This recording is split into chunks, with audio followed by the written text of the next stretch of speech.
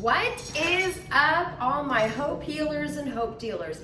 Welcome to my YouTube channel, my PhD, my prison history diploma. I did 10 years and 8 months in Florida Department of Corrections, and I've been out for over 17 years now. Yes, freedom is our birthright. And in case I didn't say it, my name is Kim.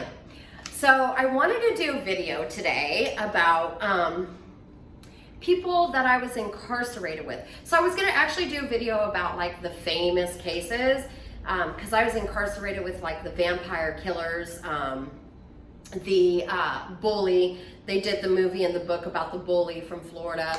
I was in prison with Eileen Warnos. As y'all know, I was in prison with Griselda Blanco. I was in prison with quite a few well-known named women that committed some pretty heinous crimes. But I'm going to tell you about a case that not many people know about. And I'm going to say her name because she's got life and she's not going anywhere for sure. So her name's Deirdre Hunt, and leave a comment below if you've ever heard of this girl, Deirdre Hunt. She was from Daytona, Florida, and she was nutcase times 1,000. But let me tell you about Deirdre Hunt first. Well, a little bit about her case first, actually. So Deirdre Hunt was in prison because out in the free world, she wanted to be a contract killer. So her boyfriend that she was seeing then, who was actually married, owned a bar. And she explained to him verbally that, hey, I want to be a contract killer, I want to get in the game. And I think the guy was like, side nefarious, criminal, whatever. And he owned a bar, like I said. And so she told him, hey, this is what I want to do for a living. And so he was apparently psychotic as well, because he's like, I support that dream. So they lured a young 18-year-old boy into the woods and in Florida, in Daytona. And, he got lured under the guise that him and Dedra were going to have a sexual encounter. So he was, excited, young 18-year-old boy, and she somehow convinced the young man that she would tie him up to a tree. So she tied him up, and her then boyfriend, the bar owner, got out the camera to record, and she blew the young boy's brains out, tied up to the tree on video. So that way, that was her, I guess, resume to be a contract killer, just to show, I guess, the hiring powers that hire contract killers that she could do it. So it got recorded, and unfortunately that young boy lost his life. And Deirdre Hunt was a cold-hearted, murdering woman. She did it with no emotion. It's all, like I said, it's all on video, and obviously that video turned out to be the greatest evidence that the state could have. They sentenced her to life in prison, or excuse me, not life, I'm sorry. They sentenced her to death row, and she was on death row, God, I would say like 8 to 10 years, because once somebody gets sentenced to death row, it does take time through the legal avenues to get that overturned into a life sentence. There's only 2 routes that death row can, or 3 routes that death row can go. They can get the death penalty and die. They can get their sentence overturned to life, or they can get exonerated of the crime completely and get released, which is extremely rare, just so y'all know. What's more common is that what I saw 3 people come off death row since in the 10 years that I'd been to prison. So Deirdre Hunt was one of them, and she did about 10 years on death row. So Dedra gets off death row, and she is one of those people that can own a room, I guess you could say, suck the air out of a room or make a room light. She carried a lot of personality with her. I want to say power in a way, because she was easily able to enamor people. So for example, for me personally, I ended up becoming friends with the girl. She was a wild card, but a good wild card to have in your corner. So let me give you an example of how Deirdre Hunt was a good wild card for my corner. She had a life sentence. She didn't give a shit. She came off death row. She didn't care about solitary confinement. So she would do things that I wouldn't have chosen to do. And one of the things was, I got a disciplinary one time. And so I went to Dedra and I said, hey dog, I got this disciplinary. I'll pay you $20 if you go into the lieutenant's office, break into the lieutenant's office and steal my disciplinary. And she's like, bet, I got you. And Deirdre Hunt damn sure came through for me. She not only stole my disciplinary, but she stole everybody's disciplinaries that were on the lieutenant's desk. It was a good day for a lot of people that had disciplinaries, and she tore them up or threw them in the lake or did whatever with them. Now, here's the funny thing. She didn't get caught at all in the act doing it, but the rumor mill, inmate.com, everybody knew Deirdre Hunt's the one that did it. So the cops, being the cops that they are, they couldn't catch her for the situation that she literally did. So what they did was they shook down her locker, and they actually put cash in a baby powder container to set her up, and they set her on solitary confinement on that.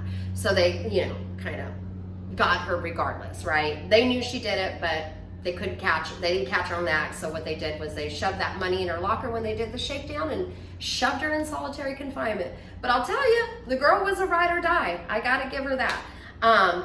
Literally, no. But like I said, she was kooky as freak. So like her girlfriend, she would walk around the compound with her girlfriend, and I can't even remember the girl's name, but Dedra was the girly girl, and then her girlfriend was more of the stud. But Dedra was the dominant one. Now looks, Dedra was the girly girl, and looks, the girl was the stud.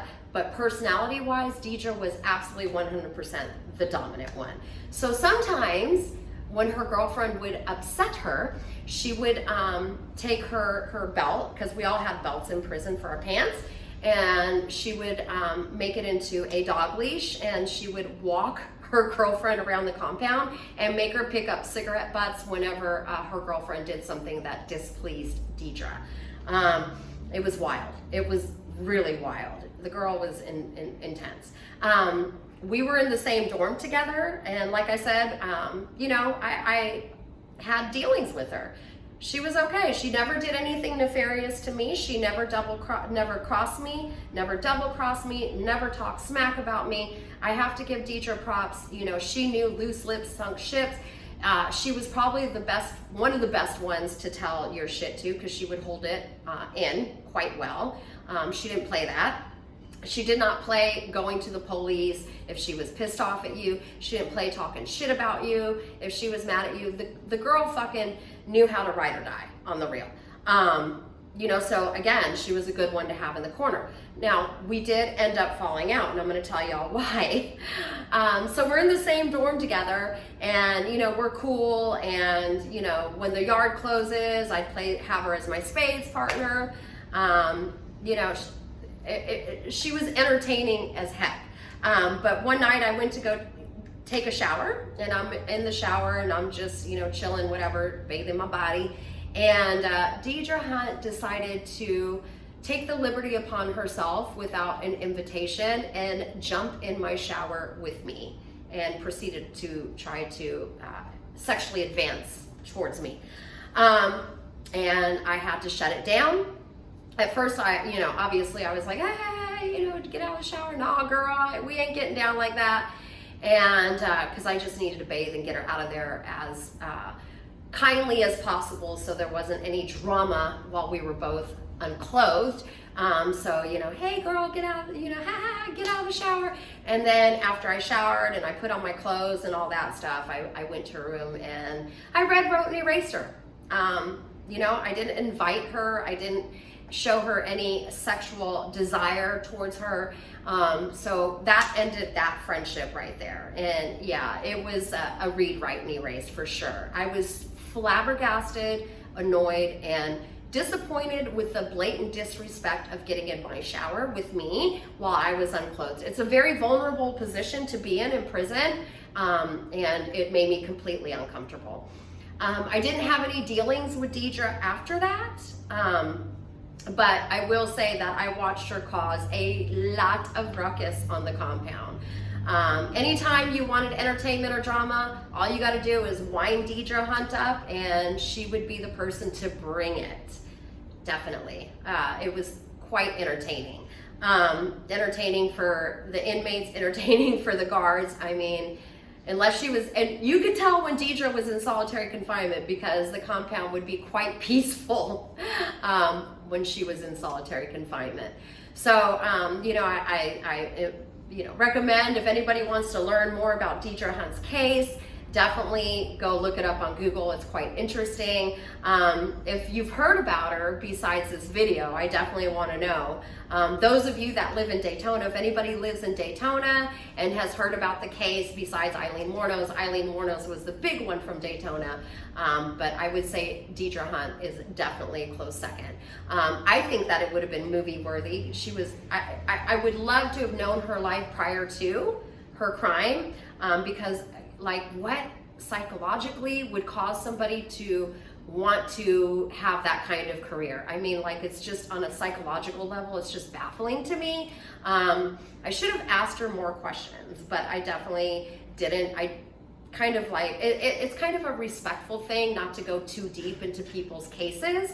The information that they choose to volunteer, I chose to listen to, but honestly, like, it's not really respectful to just go deep and go hard on asking questions of people about their crime.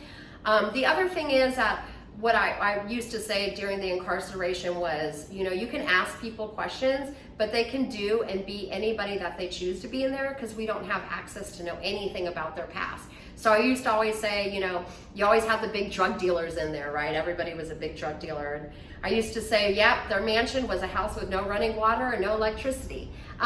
You know, you kind of have to take it, you know, with a grain of salt.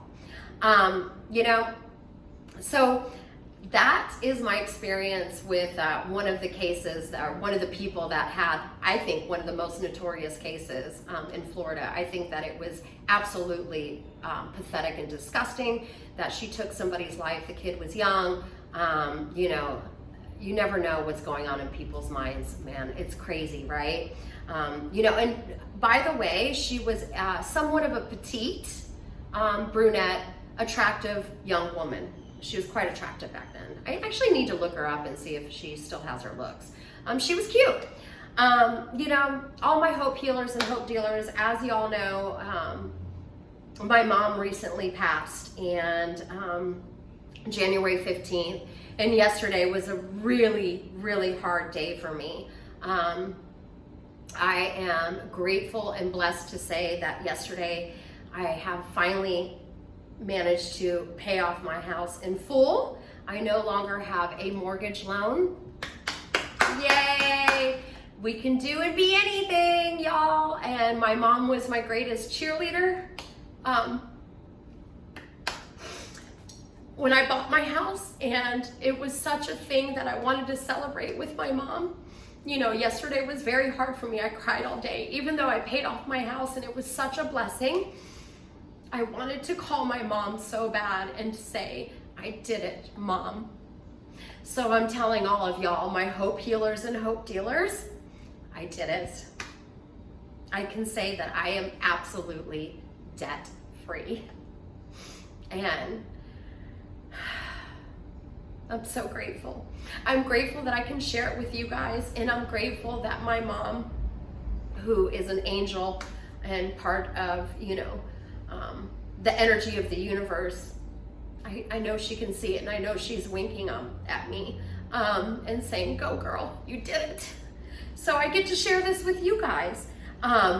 You know, there's been many times since I bought my house that I thought, oh my God, how am I gonna make it? You know, 30-year mortgage, I turned into a 15, and then I just started paying, you know, extra until I got to a place where I could just pay in full what I had left. Don't let anybody, don't even tell yourself you can't do something, because I'm telling you, I am not special. I'm just showing everybody that it can be done. You can do anything. If you want it, you can do it. When people tell me they want something, I always ask them, how bad do you want it? Because if you held your breath right now, or if somebody tried to hold you from having breath, you would fight to get that breath, right? You would work so hard to get oxygen into your lungs. So anything that you guys want out there, think about it. Think about how it's the breath that you want to take. Go after it like that. You know, don't let anything get in your way. Never, ever tell yourself, I can't do it. Always tell yourself, I can do it. It can be done. I will do this one bite at a time. I believe in you, and because I believe in me. If I wasn't able to do it, then I wouldn't be able to have a seat to sit on to tell you this. But I did it, and this life, this miracle that I get to live, where I speak and take action and make things happen and manifest things, and it's for all of us. We hold the power. We are the power. The power is within you. Start believing in yourself. I believe in you. And if you're having a bad day, know that tomorrow will be better, because today was better for me. So all my hope healers and hope dealers, I hope you're having a magnificent day. And thank you so much for being here. And thank you for, you know, spreading the word about me to Debbie and Faith, all y'all. Like, thank you so much. I've never met y'all, but I feel your support and love. You know, all my hope healers and hope dealers, I love being able to be a ripple effect of light and love. And I just picture when I'm making these videos that you're receiving it and you're gonna put out that light and love to the next person. That's what we do. One candle can light 1,000. So let's keep going, y'all. I love y'all. Have a magical day. Thanks.